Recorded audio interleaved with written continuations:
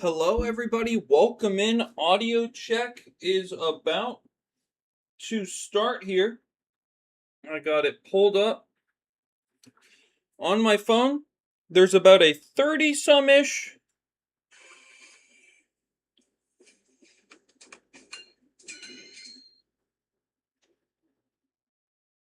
Hello, everybody. All right. We're all good. There's about a 30-ish second delay, which honestly isn't that horrible, given the context of everything that I have running right now.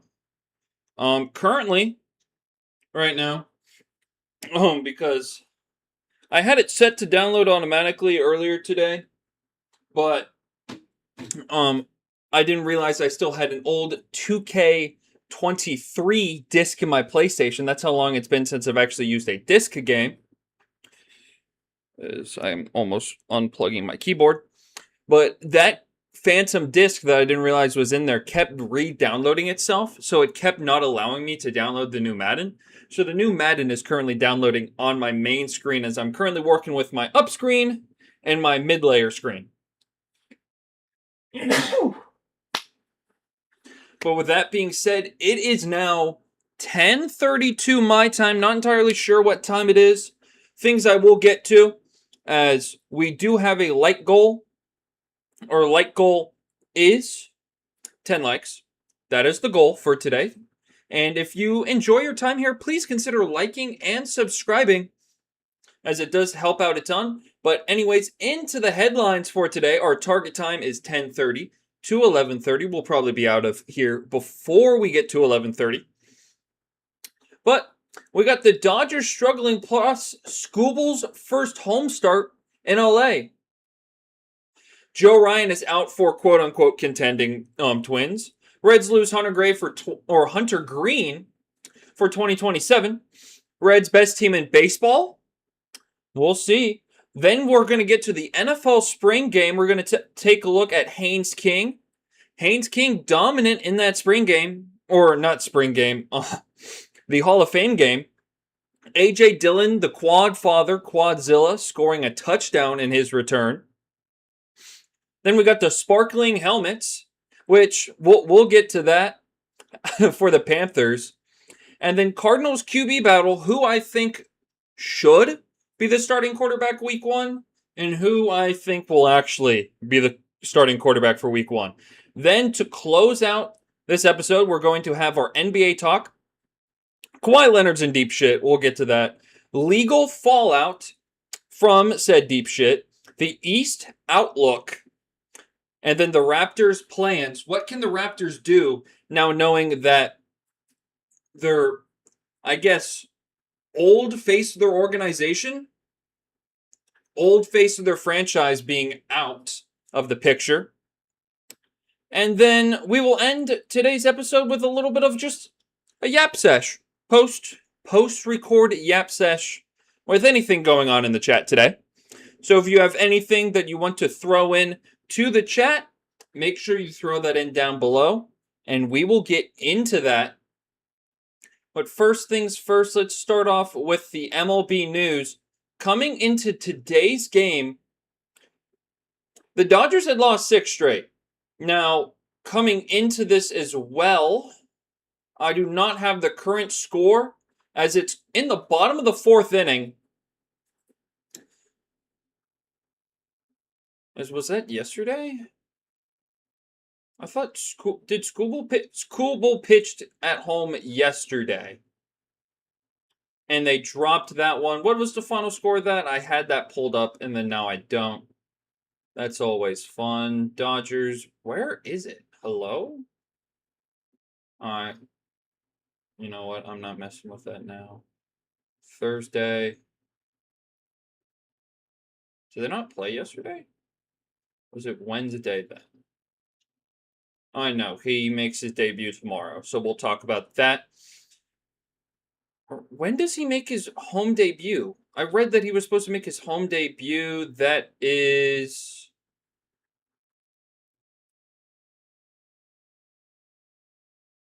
I'm lost. Completely lost.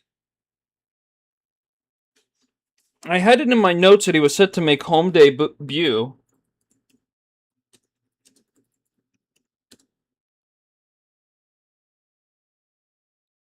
Against Royals. That says Skubal to make home debut. Was I wrong? That says Friday, August 7th. Today's August 7th. Oh, and it's scheduled to pitch Monday. Okay, well, I got baited on that. Yep, he is slated to make home debut. This is why I don't use Yahoo Sports as anything to talk about. But currently, Dodgers are trying to fight off a 7-game losing streak as they are currently down. It's early, fourth inning, to the Arizona Diamondbacks. That's some of our bigger news to look at. One, can Skubal, it's a little bit a ways away. I was hoping to say that can Skubal break their losing streak, as when we go to the last 10. Oh, hold up. Last 10? Do I have something behind that? Yes. Their last 10, they have not been good. In the slightest, they have not been good. Now, in the standings, they're still 8.5 games up. And if we take a look at the wild card standings, they currently, after this 6-game losing streak, in the Braves' 8-game winning streak now, that's officially. Way to go, Braves. Red hot again after a little bit of a midseason skid there for a little bit. But the Braves have now jumped the Dodgers, and the Dodgers would have to be the 3 seed. They were the 3 seed last year, so I'm not entirely sure it would matter. But the Dodgers are currently the 3 seed. The Braves have jumped the Dodgers, and there's going to be a little bit of a chase down between all 3 of these teams of who can stay above each other. Means the Braves and the Brewers, they desperately want to get that first round bye. The Dodgers, I don't think care. Means you saw what they did. They would get right now the Diamondbacks, who are a significantly lesser team than them. If I was supposed to believe that Lars Nootbaar was going to elevate this team into being an actual playoff contender, I think you're insane. But that is what I have on the Dodgers, as we'll currently get rid of all of these. And we go to Joe Ryan, who is going to the IL with a mild left glute strain that will put him at least out for 10 weeks, or 2 weeks. I was jumping ahead to Byron Buxton on the IL. But that will bring up Zebby Matthews. The Twins bought at this deadline, and I was kind of confused as to why the Twins bought at this deadline. The Twins, coming into today's live stream, are a game under 500. They are 58-59 as of right now, as of recording, as of live. They are tied, but hold the tiebreaker over Cleveland for the final wildcard spot. I get why they buyed, but right now you're telling me you think you have a legit chance to win the playoffs, and maybe they can win a series. If you tell me they sneak up on whoever the hell decides to win this American League West, and they win a playoff series against, if the Mariners decide to get their shit together, if the Astros decide to get their shit together, hell, even if, are the Rangers kind of still in it? I guess the Rangers could sneak in, because the Rangers are also tied. They just have one less win and one less loss, so they technically are the odd man out in the tiebreakers with Cleveland, but all 3 of those teams are a game under 500. Baltimore is 3 games under, so they're a game back of at least Texas. Same thing with Detroit, 3 games under 500 and only a game back. Mariners, 4 games under, game and a half out of that final wild card.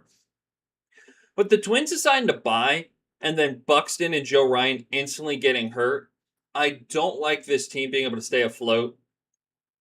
You're relying on really just players that I don't think, well, one, I know your best bet over the past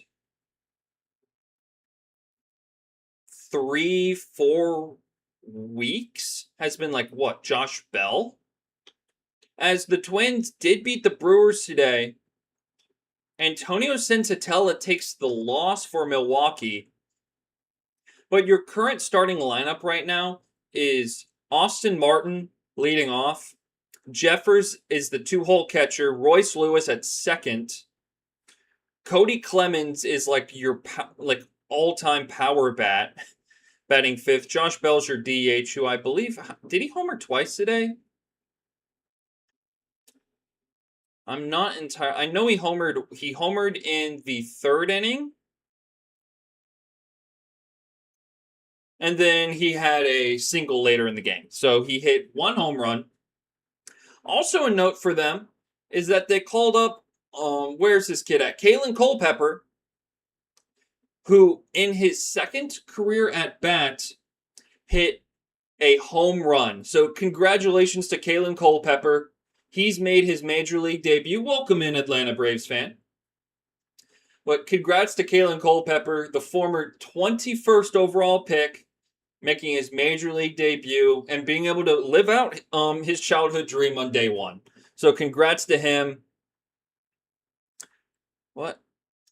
Well, Twins, if the Twins can get hot right now and then add two guys in, I mean, I can get with them winning that final wild card spot. But as of right now, I can't get behind a team that, quite frankly, the names on this roster aren't great. And if Joe Ryan's going to be out the minimum 15 games, I don't think this team can get by. Like, truthfully, this pitching staff does not have the names to actually hold up. And speaking of teams that should have done more, my Cincinnati Reds. If you have not seen the news,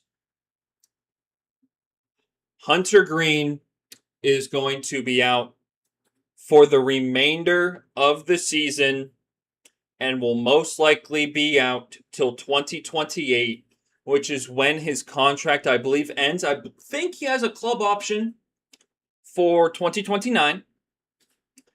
But the laundry list of injuries for Hunter Greene have continued to grow. And if this does not spark the end of the Reds season, I don't know what else will. After falling today, they are now 3 games below 500. And unlike where being a game under 500, like the Guardians, the Rangers, and the Twins, get you tied up or in a virtual tie for the final wild card, being 3 games under gets you 4.5 out. Where the San Diego Padres, who are 4 games up, are completely out of the picture currently. They're a game out. So, Cincinnati Reds now are without their pitching face of their organization. And Hunter Greene, the veteran former All-Star, has Cy Young votes in, I believe, 2 seasons. But he can never stay healthy. And when we got towards the deadline, there were reports that the Reds were 50-50 on moving Hunter Greene. They announced right before the deadline that they plan to hold serve because they think a team that is going to be losing Chase Burns for September, and the only non-current playoff team that has high playoff odds above, I believe, 50% going into their September schedule is the Blue Jays. So they play all playoff teams, including, I believe, 11 straight against Dodgers and Cubs, or going to be without their 2 best pitchers. Chase Petty made his debut, or I guess his first start in a month and a half. And it wasn't necessarily the prettiest thing of all time. He got, I think, 3 innings, 3 runs. Wasn't anything to write home about. But if you had any money on the Cincinnati Reds making the playoffs this year, I'm so sorry. I hope you didn't put crazy amount of money, because this Reds team is done. It's time to put the nail in the coffin, the fork or the stake through the heart. This team's not coming back alive. That kind of news 48 hours after you decide not to sell off key pieces is brutal, and it should be the guillotine for an organization. just the bad timing of it means you chose not to move Hunter Green. It means you liked him for next year and the years to come, and now you probably don't have that. There was too much risk not to try and move him. I would get it if there was no return, but they reported multiple teams were after Hunter Green. And the fact you decide to hold on to now being an asset that is completely done. The Hunter Green asset is completely cooked. I don't know how many teams would willingly give up prospects to go get a guy like Hunter Green now. If I was a fan of another organization, like if I was the St. Louis Cardinals, or that's a bad example because it's in division. If I was the Washington Nationals and the Reds were like, hey, you want to give us a prospect for Hunter Green? I'm hanging that phone up. I don't care because it's a track record of injuries that, quite frankly, I don't want to touch. UCL sprain in 2018, Tommy John in 2019. Fairly healthy until he had arthroscopic surgery to remote. Actually, no. Because I take that back. That's only his major surgeries. Pulled groin, another pulled groin, shoulder fatigue, a knee issue, another groin issue, and then he had arthroscopic surgery in March to remove bone chips, had elbow soreness 2 nights ago, and is going to have, I believe, internal brace surgery, or if it's going to be complete Tommy John, his entire season next year's done. So, on to our next news. Say hello to the Boston Red Sox. The Boston Red Sox are on such a run right now that they have gotten themselves back into, like, are they the best team in baseball? I mean, as I'm currently working on a video, they have now won their 9th consecutive game, and this is coming off a 15-game win streak. Like just the last 2 weeks, they won 15 games. Now they've won 9. Are they the now best team in baseball? They are 4 games back of being being in a tie with the Rays for the division, and they would be only 5 games back of the Dodgers, which then would be 6 for the Braves. And this is a turnover that's happened in a month. Like, they were at a 40% in early July. And now they're at a 96% in August. This is a complete and total, what's the meme of the, is it, because I'm not very familiar with WWE, somebody in the comments can help me out with that. But the guy who pops out of the coffin in like WWE where he's lying like this and then he just goes like that GIF. That's what this Red Sox team has done. They're like, oh, wait a moment. We have talent. And now they're winning games again. So if you are a Red Sox fan, congratulations. Your season is 100% saved. Your season is all the way back. Now, we're going to move off of MLB news. As if we take a look back at the rundown, and this is all we had to cover today for the MLB. Now on to the NFL. And what was the Hall of Fame game? Haynes King killed it. Now, I'm not going to hop on here and say that because of his dominance in a preseason game that he should be the Bryce Young starter or the overtaker of Bryce Young. I will say, though, that what I saw from a certain individual in this game makes me think that he should be a starter, but that's not here nor there. We'll get to that in a little bit. Haynes King, if for some reason Bryce Young doesn't pan out, and if Bryce Young has another up and down disappointing year, I'm intrigued with what Haynes King can give me. After what he did last year at Georgia Tech, where they were probably one of the top 5 most fun offenses to play with. Just the dual threatness with him and their other killer running back, and Justice Haynes. Haynes King can ball, man. I believe he was the ACC Player of the Year. So just an absolute game.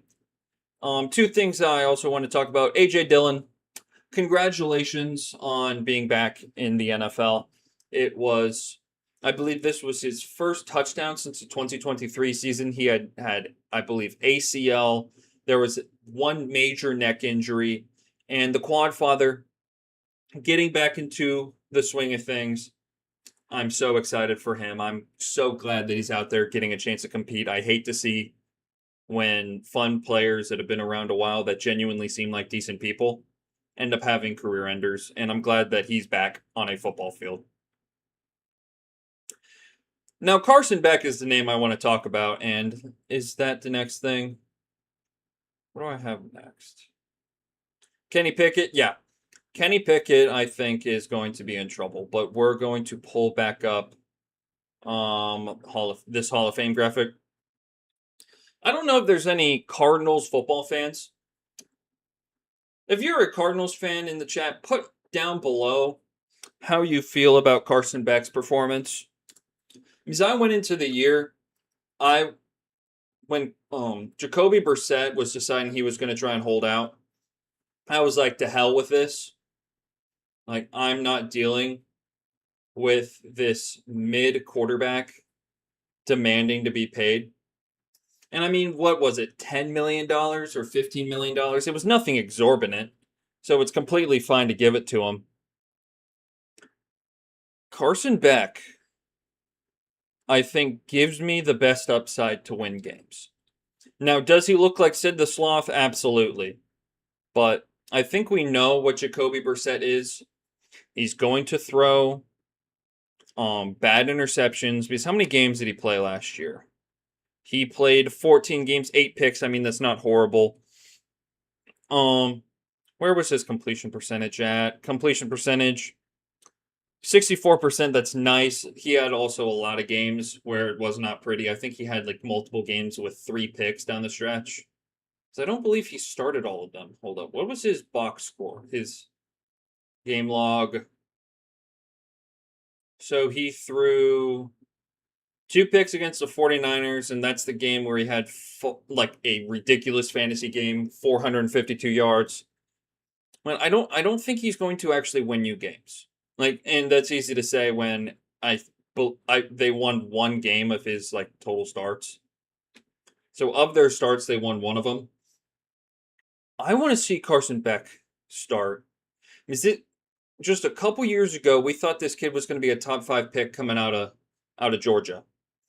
And a lot of people love to hate on him. I was fairly high on Carson Beck coming into last year, and even coming into the draft. I thought he was probably the 3rd best quarterback in this draft class. That being said, that didn't really mean much. I think he fell a little bit farther than I think most people expected, being one of the top picks in the 3rd round, if not, what would that? He was the 1st pick in the 3rd round. So he didn't have to wait very, very long on day 2 to be drafted. He had to wait a whole round. But I would love to see Carson Beck be the starter by week 5. I really, really would. Now, if we go back to the rundown, we now have to talk about the Kawhi Leonard situation. This Kawhi Leonard situation is not pretty. Oh, hold up. Why is that like that? Oh, I unvisited one shut off the wrong thing. Okay. So Kawhi news. Appreciate the AI photo. I'll talk about it in the Yap Sesh in a hot minute. But Kawhi Leonard, I don't know if it's hyperbole that he could be going to jail, but it's not pretty. If we take a look at this ESPN report, LA Clippers star Kawhi Leonard, whose sponsorship deal with a now bankrupt Green banking company in the Center for NBA investigation, has also uncovered sponsorship agreement allegedly worth millions of dollars with the company that designed the Clippers video board inside Intuit Dome. Former ESPN contributor Pablo Torre reported on his podcast, Pablo Torre Finds Out, on Thursday. Torre interviewed someone identified as an anonymous high-level source under contract for Intuit Dome, who alleged that the sponsorship deal was 1,000% a way to circumvent the salary cap. It was funneling money for the Clippers through Daktronics back to Kawhi. So, what is the big deal about this? What's the big issue? They circumvented the salary cap. And if I had to guess, this deal is getting completely destroyed. They are going to rip up that contract so fast. He is not going to be able to be traded to the Raptors. And here's what this is going to do. As if in the rundown, it's the East outlook. As I can get back to this. If I'm a fan of a team in the East, which I'm not, I would be laughing my ass off at how dysfunctional this Raptors team is going to be. Because now your arguable offensive engine, because that's what he's on this team to be. Brandon Ingram is going to have to be, he does not do enough for you off ball, or he can be an off ball scorer like that. He has to be the engine of your offense, and he's probably a high level too.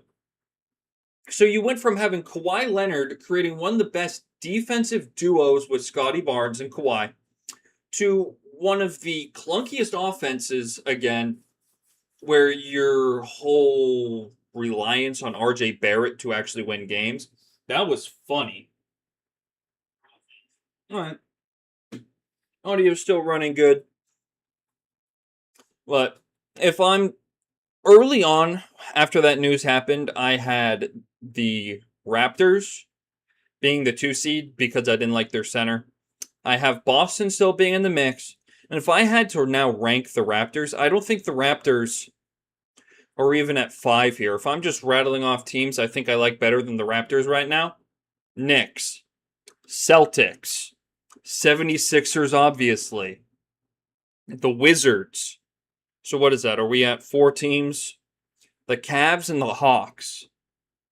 I have about 6 or 7 teams, no bit intended, that I clearly like over the Raptors. You can get me around to it on the Heat.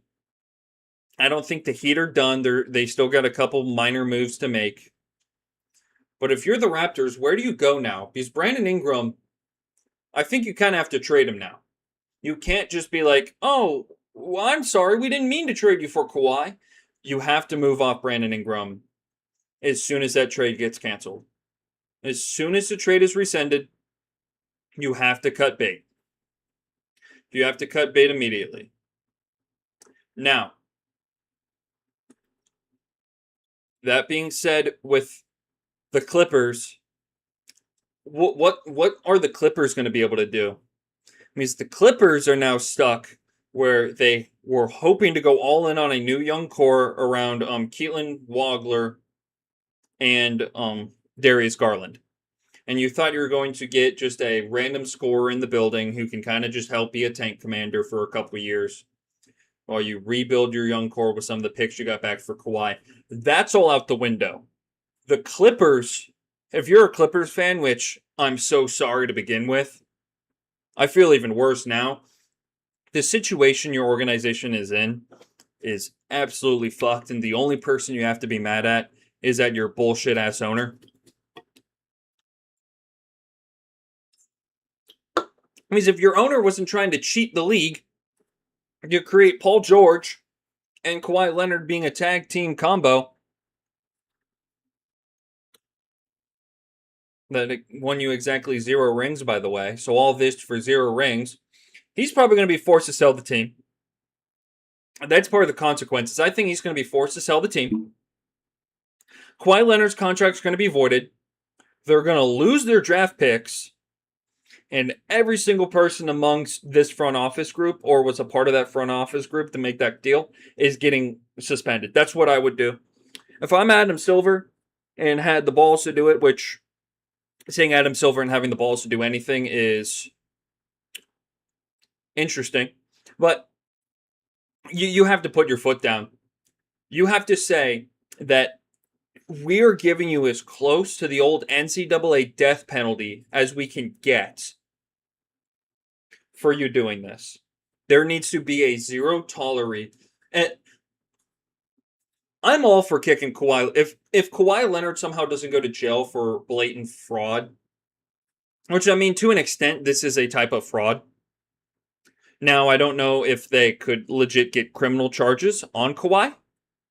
I think there could be criminal charges pressed against ownership by the NBA if the NBA wants to go to war on this, which I think they need to go to war on this. This needs to be like number one issue. We're fighting this. We will die on this hill. That if I'm them, ownership loses the team. Like I won't even force them to sell. I'm taking the team. As a league, we are taking the Clippers. It's going to be like the Hornets back in the day. Or technically the Pelicans organization. We are seizing the team. The owner is never going to be allowed to own a team ever again. Kawhi Leonard's, I don't care if it's career, it has to be at least a season, if not two. That's how far we're going with that. And every single person who was a member of that front office group is canned. To as much as, hell, I'd even do the guy who mops on the sideline that you're not allowed to do that shit. Like, I'm giving this entire organization the death penalty. Because you cannot allow any team to think, wow, that's it for the punishment? That's it? So, that's where I stand with that.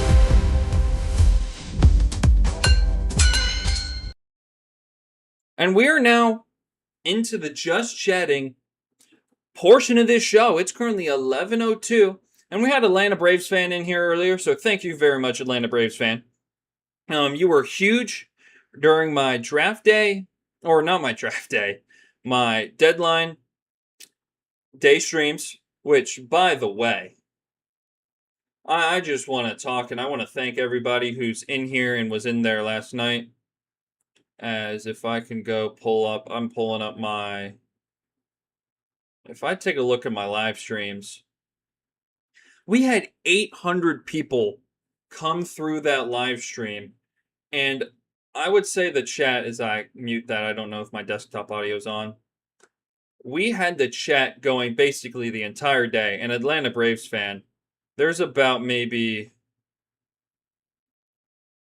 what? We'll be back in just a moment, Josh H. Smith. Like, this entire chat.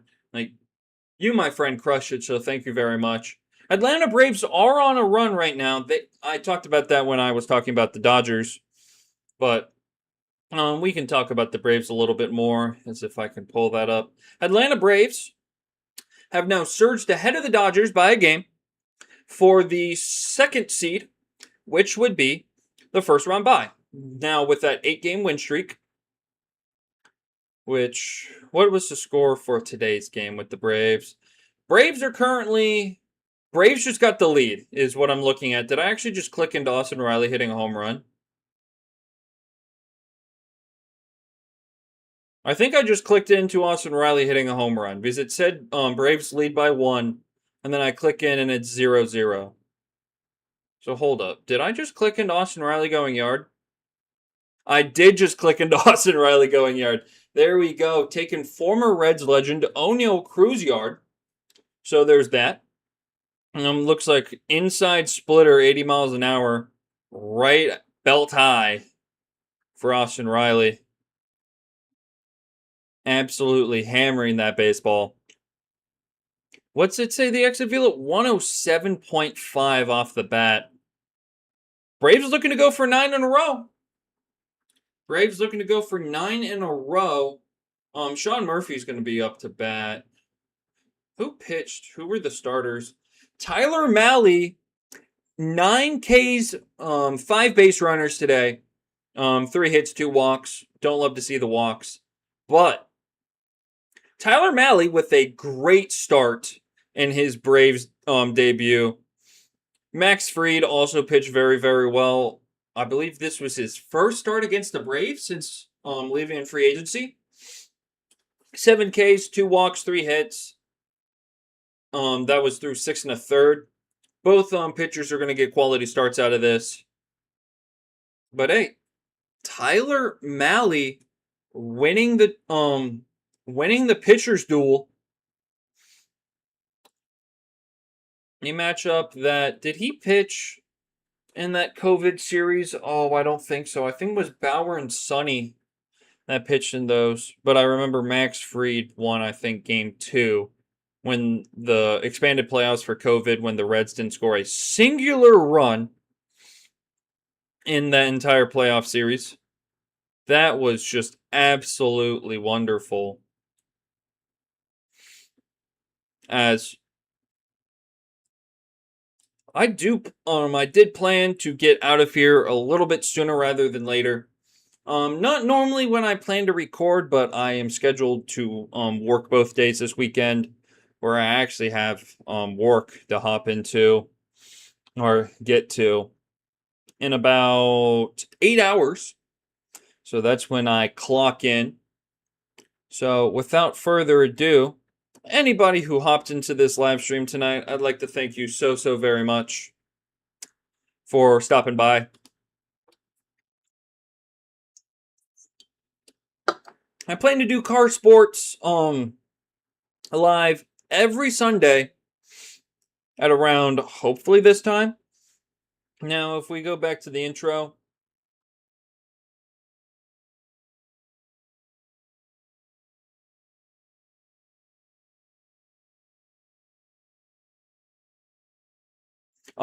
Sorry about that. I forgot I didn't have a mic on this intro page. If we go back to the intro, hopefully my next thumbnail won't be just straight AI. Because because I got logged out, or not logged out. I have a subscription with Adobe, where what are the words that I'm trying to say that come out of my mouth every once in a while?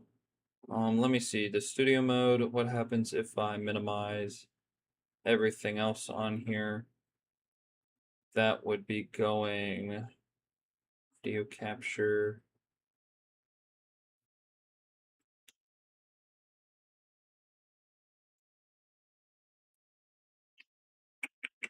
Hold up. I'm taking a look to see how I can show this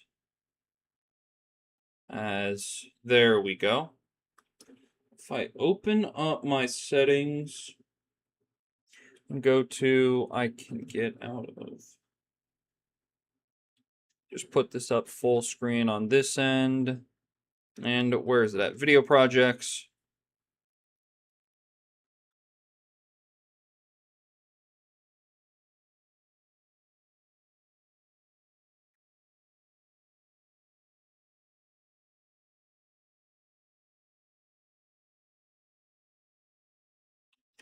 All right, there we go. Sorry about that. I've now ran into the issue where I have a project, and you can see there's a lot done on this project. I can't interact with it because my subscription with Adobe Premiere Pro that I have through school is currently deactivated right now. It decided to deactivate this morning. I got legit all of these edits done. It's a voiceover for everything. Then I add clips, audio, background music, stuff like that back into the video. And now it's completely bricked. And I can't do anything about it. So, I guess the only real thing that I could do about it is, pay for a month. Which, this does suck because I was planning on dropping this Wednesday, as I don't know if anybody checked my account details or anything like that. The plan was to drop at least a video every weekend, or not weekend, every Wednesday, and then be live on Sunday nights. So that was at least the plan. The plan is currently on hold until I can figure out when this subscription kicks back in. Because I would have no problem. The thing is, I spent about 2 days gathering clips and doing edits. And I would have to re-record, because for the American League, everything that you see clips over top of, the blue and the purple, being like text and images, that's the entire American League East. Like, completely audio done. everything you see that's audioed and then has like the blue clips, which is like our in-between cuts for these, that is the divide between the first one that you can see there. That is what, 1, 2, 3, 4. So I have 4 of the 5 American League Central teams already voiced over, just waiting for video clips to be inserted. And that's going to really make me angry if I have to redo that. Now, the odds probably say, like, if I could just export this and throw this into DaVinci Resolve, which, no free ads, but if you hate Adobe because they make you have to pay $30 a month to do anything, like if Adobe, and even if this number is like ridiculous, right? If Adobe charged $30 a month, or I could pay $1,500 to get it for life. I don't have a lot of money, but with how much I use this stuff to edit, it would be a close decision. It would. It would be a difficult, tough decision where I would just so happen to maybe do it. As Adobe's still open, okay, it can go away now. I can't even close it. Oh my god, where's that pop-up? Where is that stupid pop-up? It's not going to allow me to close this damn thing, is it? I close that way? There we go. Okay, kills it. Okay, there we go. As we are back showing the chat as what happened just now for the Braves. Ronald Acuna single with 2 outs. But, yeah, everybody, thank you so much for hopping back in here. Hopefully the quietest stream that we have. We did get 3 likes. Our goal was 10. But for what was kind of just a quick video or a quick live stream, I'm not entirely disappointed in how it went. So we're going to end this poll. We got 3 likes, so 3 votes. We like that. We're going to end that poll. And I'm going to thank you guys all so very much for tuning in today's episode. So without further ado, I'll see you guys. If I can get my thing working, I will do it Wednesday. It will be up. If you don't see a video from me at Wednesday, 5 p.m. Eastern time, then that video is not coming out. You'll see me Sunday when I'm back live. Yeah, because I'll be back. I'll be back for Sunday as Drake Baldwin in play, no outs. Looks like it's a nice single to center. Acuna's going to go first to third on that. Runners on the corners, 2 outs against the Yankees. And with that, there's 3 outs on our live stream tonight. Oh, hold up. Display. Wrong thing. Thank you guys so much for tuning in today. I'll see you guys in the next one. Take it easy.